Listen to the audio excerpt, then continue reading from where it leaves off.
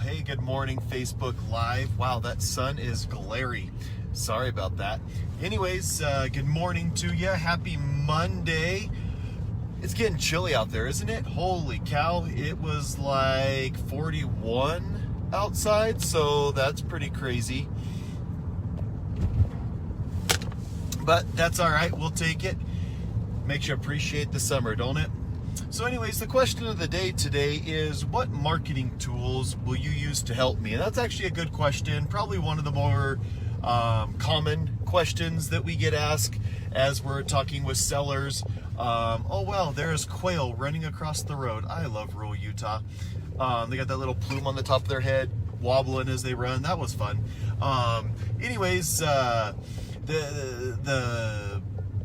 So we'll start with the most basic and go from there. The first tool that we're going to use, of course, is a yard sign.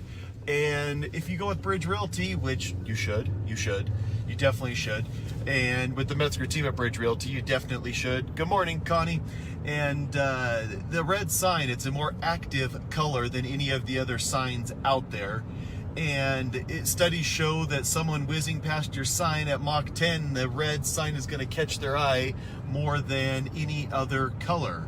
Additionally, when the snow falls, do you know what sign stands out the most against the contrast of the snow on the ground? Yeah, that's right, Bridge Realty signs. And so the other signs get washed out and are not as noticeable, and I think that helps us. Maybe not a lot in as busy as the market is right now, but I bet it still helps a little bit that sign is getting more visible. Morning, Wally. Hope you're doing well. And so that's thing one, is the yard sign. Thing two is the MLS. We list the property on the MLS, and that's the realtor database that we belong to and subscribe to and spend a bunch of dough to be a part of. And from there, what that site does is it's almost like a gathering house, a central intelligence agency of the real estate agents, so to speak.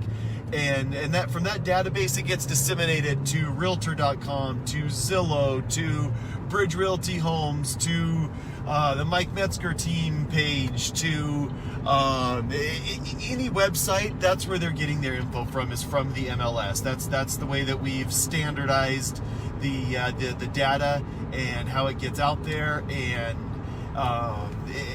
that's a very huge tool to get that info out there. One note of concern is you want to make sure that it's accurate info, right? You don't want to be putting inaccurate info out there, and that's one nice thing about the Metzger team is we have a Kenzie.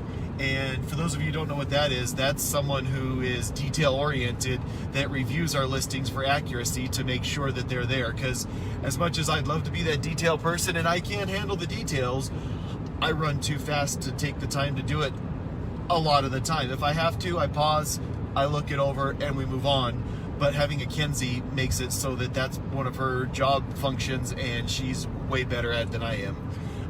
Because she has the ability to slow down easier. I just go. And so those are some of the basic tools. From there, the next thing would be, and this is in conjunction with the MLS, is the photos that we take. You'll see some agents will take 120 photos with a phone that they forget to clean the lens, and they're all vertical instead of horizontal, which most of the photos display horizontally on most of the sites. And so you want to make sure that your home is being showcased properly. Very seldomly will I use my phone to take photos, because I have a camera that is better than my phone. Although phone cameras have come a long way from the old flip phone where you took a fuzzy photo that was 22 kilobytes. Or megabytes or whatever it is, really small files, and to being a whole lot better. I still think you get a lot better lighting and better flash with a real camera with a high quality flash. I compare our photos to, I'll put our photos up against any professional photographer any day, and I think that ours will stand up and be better. I've literally taken over 1 million photos of homes since I got in the business, and so you learn a thing or two by taking 1 million photos. And some of my early photos I'm not proud of, but that's how you learn, and I'm not in that place anymore. And I also got to learn that a lot of cameras roll over at 10,000 photos. You get to 99999 and it rolls over and starts all over at 1, because that's how many photos I've taken. And so, and then from there it gets far more creative. One of the things that we do on the Metzger team is we deliver what are called neighborhood flyers. And what that means is we take flyers around to the neighbors around your house and say, hey, good neighbors are important. Help us pick a good neighbor. Pass this on to someone that you'd like to have as a neighbor that you know is looking. It's amazing the response we get off of those. Additionally, I've got that hot air balloon. It does have a 4-foot gash in it right now. We're going to start trying to patch that. We ordered a massive patch kit. The company says it's not patchable. My goal is to prove them wrong. We're going to double patch it. We're going to do it the inside and the outside and see how that fares out. If not, I guess I'm purchasing another balloon and I'll be more careful in a windstorm.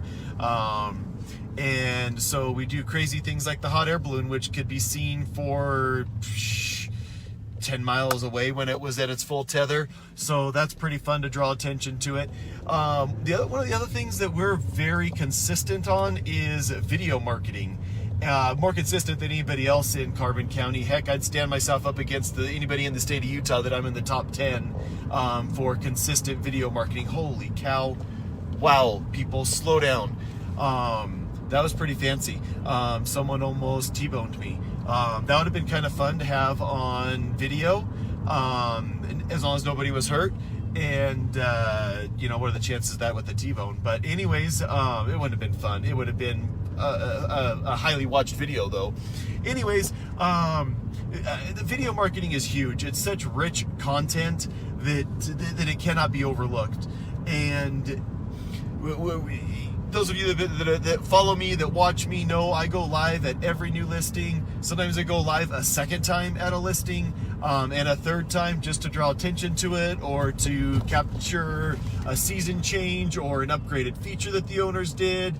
There's a lot of reasons to do video, because video it's just richer content. A photo gives you one snap of that angle of the room versus a video where we can walk through and do a 360 and zoom in on something that someone on the live video says, hey, go back and show me that, which happens more and more as more and more people engage. So thank you for engaging. We love it. It makes the videos way more fun to say hello to people and to have someone ask a question, to say go back and check that out. We love it. And so video is another thing. Virtual tours, which is kind of like the forerunner of a video. It's basically where we go through and either film or take stitched together or panoramic photos of a room that you can go and check out and zoom in, zoom out. And they're not bad because they're available 24/7, but our video is too, on our Facebook page. And we're also ripping the video from that and adding it to the listing. So that's another thing that most agents are not doing.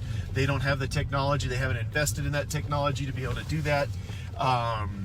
And additional things that we do, of course, open houses on occasion. In this day of COVID and the crazy world we live in, I don't know that open houses are the greatest way to go. You're inviting strangers into your home that might be casing the joint, that might be carrying COVID, that may or may not follow safety procedures.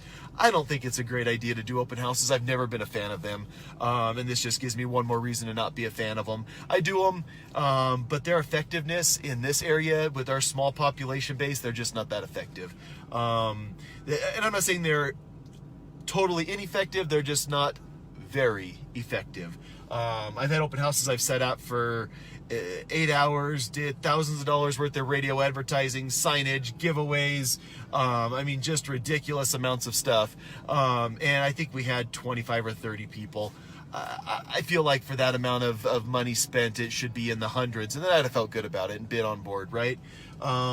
We do agent open houses. Those are popular, and those are generally well enough attended that it's worth your time because it exposes the agents to the property, and they're the ones with the buyers that are out going around and showing. So those carry with them some additional effectiveness. Gosh, what else do we do to market our properties to help you sell? And I think another thing that's important is if you've got an agent that's active in the business, they are going to have a whole list, a spreadsheet, if you will, of buyers that are active in the market. And we've got several different spreadsheets because the way that we keep track of them, that number in the hundreds of buyers looking for different properties here and there. So I think that's a very effective method, is that direct contact. And when you've been in the business for 2.5 decades, you've got a lot of contacts. There's very few listings that come up that I'm not sending out multiple texts, emails, messages saying, hey, check this one out. Hey, check this one out. And same with our buyer's agent, Trista. She's got the same a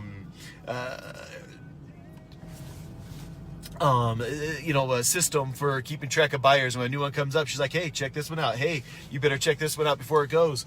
And so that's a great option there for keeping track of people. And I think one of the things the Metzger Team does, that's a tool, and I don't say this in the way that I use my people, or at least I hope I don't use my people. I hope that it's never taken that way. But we have a team. So I primarily focus on getting listings and coming up with creative ways to marketing them. And then we've got Trista, the buyer's agent. She primarily focuses on showing homes, which makes her more available, makes her more of a market expert. She's got special training that gives her the skill set to be a designated buyer's agent. There's none of those around here besides Trista. Use Trista. Trista's good. She knows what she's doing. And then we've got a Kenzie, which I mentioned. And Kenzie, hey Susan, is kind of like the glue that holds us all together. She takes care of the details, helps keep us on track, follows through with all of our ideas, all of our plans. And then we have a Danielle. And Danielle, she does mostly the property management, and so that makes a big difference, because I'm only involved if there's a huge problem child or some major emergency at a property. And you'd be amazed how much energy and time it takes away if you have an individual agent that does the property management. I know this because I did it for years. It's a part of our business. It helps buyers get into a place temporarily, helps investors get a renter, lots of reasons why we do it on the team. And then we've got a Boyd who kind of fills in the gap. So if I'm busy, he'll take care of getting a listing, or if there's a showing that needs to be done, he'll take care of that. Paperwork on the back end, he can take care of because he's licensed. So we've just got so those are some of the tools, not that I'm calling my team tools or using them like a monkey wrench, but it adds to the value that we can add to our customers. And that way, if someone's out of town, you're still covered by the same core group of people, and it brings a continuity and a consistency. And we have systems for everything. If your agent doesn't have a system for when they get the listing, for when they get offer to put under contract, when they get a new buyer, when they have a new renter to screen, if they don't have systems, well, you got to be wondering, well, then how do you keep track? How do you do it? What do you do? They aren't going to be able to answer that question because they don't know what they do. They just kind of do whatever comes to them that day, if anything even comes to them that day. I know this because I've watched agents come and go and do this for, years, whatever. And you need someone that's put systems into place. It's very important. And I've rambled for long enough. Let me give you some market stats. And there's definitely more that we do behind the scenes. We do flyers. We do mail outs. We do all those basic things also. And it's just, we have fun. And we do a great job for our customers. And so market stats, it's interesting. So last 10 days, there were six new listings. They ranged from 139 to 545. And there were 15 properties that went under contract from $79,000 to $1.85 million. That was an 11,000 square foot cabin up in Scofield. Gorgeous. And it better be for $1.85 million. So literally we listed 6 and took 15 off the market. It's tougher for buyers right now. It's a bummer for a buyer to be looking, but the interest rates are so good that definitely makes up for it at multiple levels. And I think that the prices are going to continue to do this, and the inventory is going to continue to struggle because Carbon County has been discovered. rural Utah's been rediscovered, and I don't think that's going to shift anytime soon. So, and then the next statistic was in the last 10 days, there was 8 sold properties ranging from 45 to 315. And interestingly enough, the $315,000 home was a remodeled 1901 brick settler's home. Must have been a banker, because in 1901 you didn't build a home like this unless you were pretty well off. You didn't do this as a farmer or a settler, so to speak. And so $315,000 for a 1901 2,400 square foot house in Castledale. But good statistics. The market remains strong even in the fall, even in the middle of a pandemic, even in the middle of an election year, even in the middle of everything that's gone on this year. So great time to buy, greater time to sell, because you're getting a little bit more of a premium. Thanks again for watching the video. Like our page, follow our page. If you have specific questions, please ask them. We'd love to answer your questions. And we'll catch you back with question 23 probably later this week. Plan to go live a couple of times this week. I think I'm going live at a new listing this afternoon too, by the way. So that'll be fun. And we'll talk to everybody soon. Happy Monday to you. Have a great week.